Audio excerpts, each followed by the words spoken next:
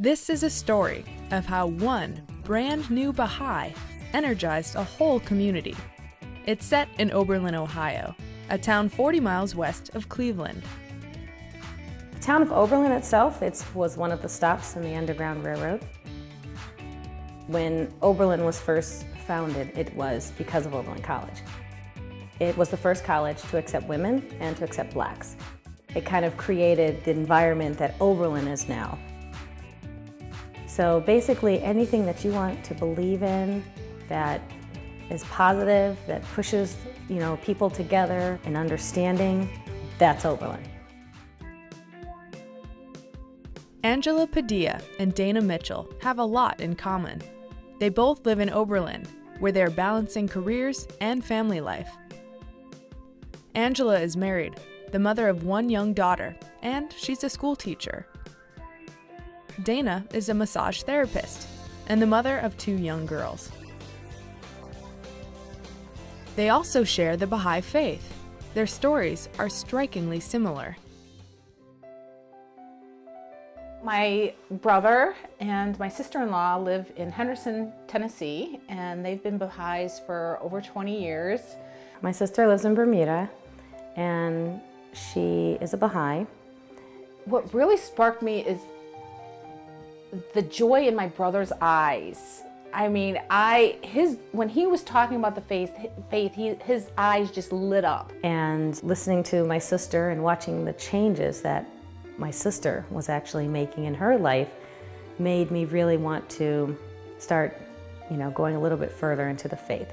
You realize there's something missing in your life, obviously, and you're trying to figure out what makes this a whole thing for me. And it was the spirituality part. I was searching. I wanted to raise my children up spiritually, but wasn't sure how. And I started, listening to what the Baha'i faith believed in. And then one day it just hit me. Wow, this is it. When Angela became a Baha'i in 2003, the nearest community was in Lakewood, Ohio, 40 miles away. Without any Baha'is in the area that I knew about, I just stopped. It felt like I wasn't growing. It was like saying you're a Baha'i. It's like saying you're a Girl Scout, but you never go to the Girl Scout list. You weren't giving back to anything. I was just a Baha'i in name only, basically. Not much had changed in Oberlin when Dana became a Baha'i in 2009. She was also pretty sure she was the only Baha'i in town.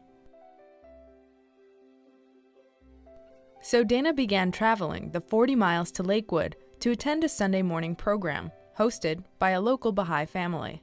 There she learned just what it meant to be part of a Baha'i community. I felt so comfortable right after the first time I was there. And then just getting to know people personally is so wonderful. She explored Baha'i teaching side by side with veteran Baha'is and those who were also just checking it out.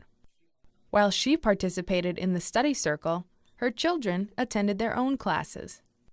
And I was seeing how much fun they were having and really learning a lot. Dana wanted the same kind of Baha'i community life in her own backyard, so she asked her new Baha'i friends for help. One friend found an old list of phone numbers for Oberlin Baha'is, and another helped her make calls. Well, Oberlin College is here, so there's a lot of students on that with phone numbers disconnected. Finally, one of the numbers was Monica and Craig Brandt. So I got in contact with her, and she actually has 3 children.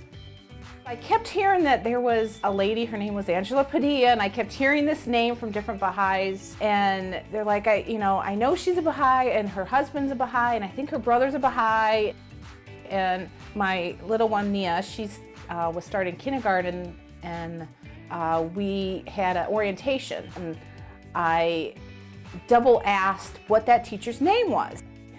And they said Angela Padilla, and it didn't register even at that time. Meanwhile, Dana decided to try jump-starting the community by holding a social event in her home. She listed it in the area-wide newsletter. And I just remember how excited I got because it said, Dana Mitchell, 100 South Cedar Street. And I was like, oh, I know a Cedar Street. And then it went Oberlin. I was like, wow. And I just lost it. And I was like, oh my gosh, there's a Baha'i in Oberlin, and I didn't know about it, and I've got to find this lady. And Cedar Street is like, what, a block from where I live? So it was ridiculously close. And it was the summer right before her younger daughter was enrolling into kindergarten. And I teach kindergarten, so now you can imagine whose class she's in. So that's how I know her daughter, Nia. Through this meeting, I met another lady that I had no idea was a Baha'i. She was actually interviewing for a position at my school. When I went to Dana's house, there she was. And I'm like, you're a Baha'i? It was like Christmas. It was really funny.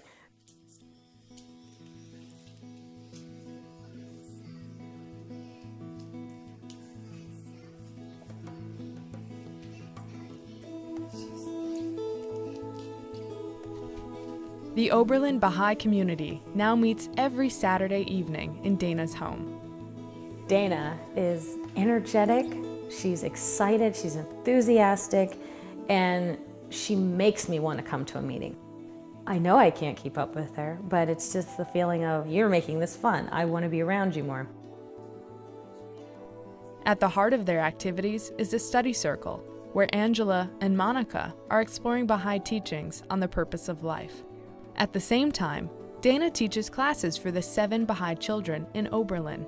We're all here together to learn. There's an experienced person, Emma, who's our angel, basically. Emma Jackson, I met her just going to different events, and we became really close. And so she comes out and she helps with the book 1. She drives almost an hour to get here. She is wonderful. I love her to death. Community building keeps everyone busy. All the Baha'i women in Oberlin say the benefits of their evenings together far outweigh the time crunch. You know, the hour that I am there, in that house with Dana, with Emma, with Monica, with our children running around, and it's like the shield of comfort. You know what's going on in that house is pure positive energy. Just can't wait to see who else is around the corner.